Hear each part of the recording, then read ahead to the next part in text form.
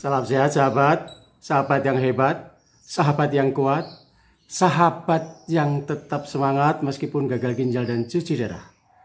Sahabat-sahabatku yang dikasihi oleh Tuhan, kita sepakat dan tetap bermufakat untuk menjalani pola hidup sehat sebab itulah wujud rasa syukur kita kepada Tuhan yang memberi kita kehidupan. Yang kedua, dengan cuci darah untuk melakukan semua kebaikan. Semangat!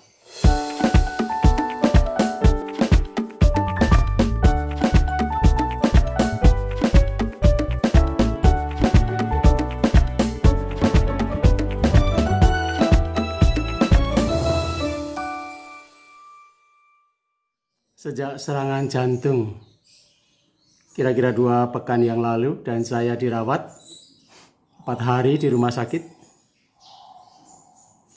ada perubahan yang cukup berarti, cukup signifikan pada diri saya. Utamanya sebelum dirawat itu, sebelum serangan itu, dada saya sering nyeri. Nyeri ini tanda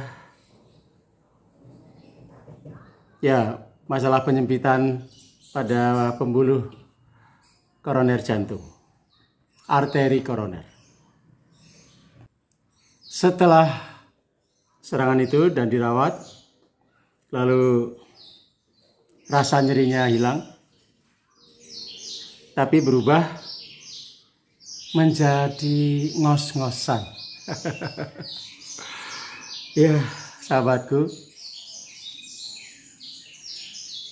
untuk berbicara lama panjang itu cukup butuh energi, butuh kekuatan, apalagi untuk jalan.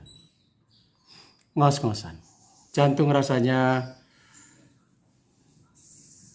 lebih berat ya, lebih berat, dan nafas ngos-ngosan. Ini kenapa? Karena setelah dilakukan pemeriksaan ternyata saya juga mengalami kardiomegali, pembengkakan jantung. Hal yang tidak saya duga. Saya pikir saya hanya mengalami masalah penyempitan pembuluh darah atau yang dikenal dengan arteri koroner, masalah jantung koroner. Tetapi rupanya sudah terjadi juga pembengkakan.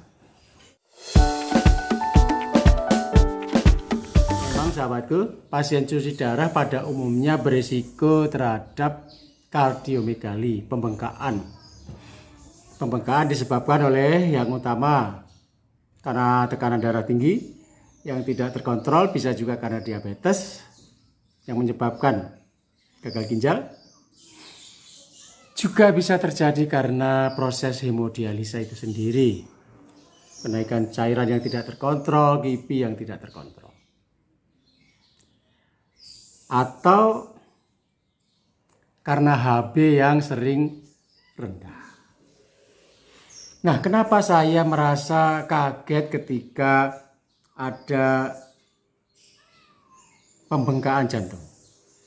Karena saya menyangka dengan menjaga hidup sehat, yaitu menjaga asupan air, saya tidak pernah kelebihan atau ngutang atau sesak. Selama 14 tahun saya tidak pernah transfusi darah, HB saya stabil.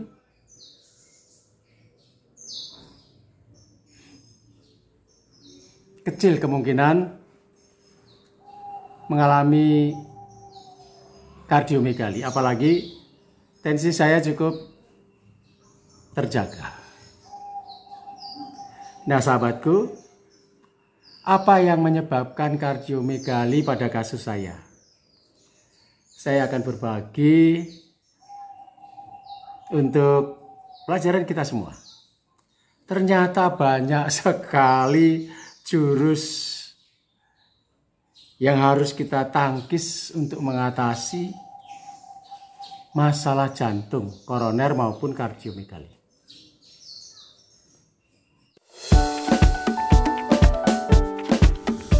Jadi setelah opname, setelah dirawat, saya memutuskan ingin melakukan kateterisasi dan pemasangan ring supaya tidak terjadi serangan lagi. Jadi saya pindah ke dokter yang lain, spesialis jantung. Kebetulan kita cukup kenal baik. Saya mendapat pemeriksaan yang cukup intens ya, cukup lama, berbagai pemeriksaan. Dengan harapan ketika itu sebenarnya saya dirujuk segera untuk dilakukan kateterisasi atau pasang ring. Tetapi pada saat itu rupanya masalah jantung saya jauh lebih rumit dibanding sekedar penyempitan pembuluh darah. Ternyata telah terjadi apa yang pernah saya bahas dulu. Ingat, sahabat-sahabatku, saya pernah membahas mengenai fosfor dan kalsium. Ancaman fosfor pada episode-episode yang terdahulu. Jantung saya sudah terjadi pengapuran. Terutama pada katup jantung. Nah, ini menyebabkan katupnya tidak bisa menutup dengan rapat. Darahnya keluar, mengalir di sebelah kiri, ini terjadi pembengkakan. Ya, darah yang mengumpul. Akibatnya suplai darah dari paru-paru ke bagian kiri jantung tidak maksimal, terhambat. Dan ini menyebabkan ngos-ngosan, ya. Darah yang dikirim ke jantung bagian kanan untuk dipompa ke seluruh tubuh juga tidak maksimal. Akibatnya kinerja jantung, pompa jantung tidak maksimal. Diperkirakan sekitar 30%. Nah, ini membuat stamina, tenaga menjadi lemah.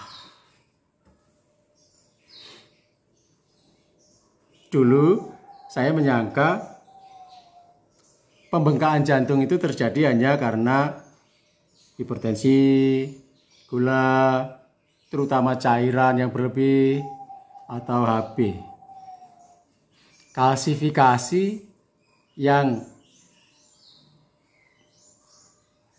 mengenai katup jantung ini ternyata juga bisa menyebabkan bengkak pada jantung sebelah kiri saya.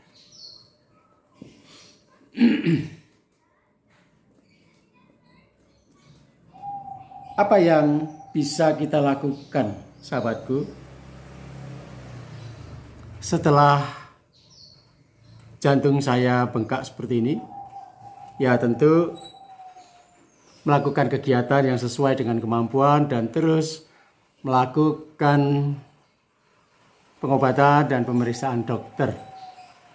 Tetapi yang lebih penting saya ingatkan kepada sahabat-sahabatku adalah menjaga seluruh aspek kesehatan kita supaya jangan sampai para sahabatku terancam gangguan jantung. Sangat menyulitkan. Yaitu apa yang harus dipertahankan? Yang pertama, kendalikan kalsium dan fosfor darah agar tetap normal. Rutin melakukan cek lab 4 bulan sekali paling tidak, kalsium dan fosfor anorganik. Usahakan keduanya dalam standar normal. Untuk mempertahankan itu dilakukan 2 hal. Yang pertama, batasi asupan yang tinggi fosfor. Kendalikan pola makan. Yang kedua, minum binder secara tepat. Binder CaCO3, Lenol AC, atau binder-binder tanpa kalsium. Pada episode-episode yang lalu saya sudah membahas mengenai binder. Coba para sahabat perhatikan lagi, lihat lagi. Mengenai fosfor juga sudah saya bahas. Nah pertanyaannya, loh saya sendiri mengerti mengenai binder, juga mengerti mengenai fosfor. Kenapa sekarang terserang itu? Ya sahabatku, pasien HD tidak bisa terhindar dari masalah fosfor. Tapi jika kita tidak minum binder, serangan itu bisa datang lebih cepat. Saya bersyukur mulai mengalami gangguan yang sangat serius setelah 14 tahun gagal ginjal dan 10 tahun cuci darah. Waktu yang sangat lama. Meskipun kita sehari-hari menggunakan binder, masalah fosfor, osteoporosis, gangguan tulang, masalah otot, masalah pengapuran, ya kalsifikasi itu tidak bisa dihambat 100%. Jadi tetaplah gunakan binder secara tepat. Lalu jangan lupa kendalikan asupan cairan, kenaikan berat badan dan jumlah penarikan saat HD. Itu lebih cepat merusak jantung kita, menyebabkan kardiomegali. Cepat sekali ya. Gak usah 10 tahun, 5 tahun, 3 tahun jantungnya bisa langsung bengkak kalau cairan tidak terjaga. Jadi kendalikan cairan, lalu HB-nya harus dipertahankan. Loh saya HB-nya bagus kok kena ya. Kita sudah berusaha sekuat tenaga tetapi itu tidak menyelamatkan kita 100%. Tetapi lebih bersyukur jika kita berusaha mengontrol, mengendalikan kesehatan. Menjaga HB tetap normal. Sebab jika HB sering rendah, jantung lebih cepat membengkak. Selain itu, pertahankan gula darah dan hipertensi. Itu beberapa hal yang harus kita jaga. Nah, belajar dari pengalaman saya, setelah 10 tahun ini, ternyata kalsifikasi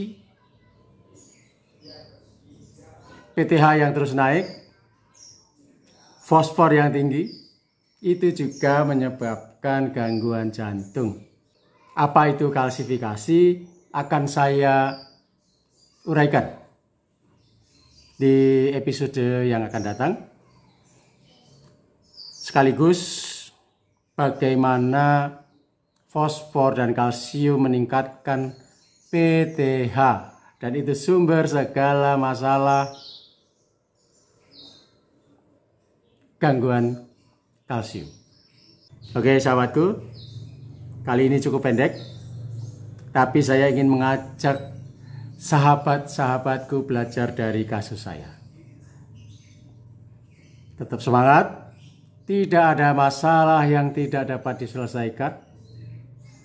Semangat dan tetap semangat mengatasi keluhan, mengatasi masalah, bahkan jika masalah itu berat. Smart.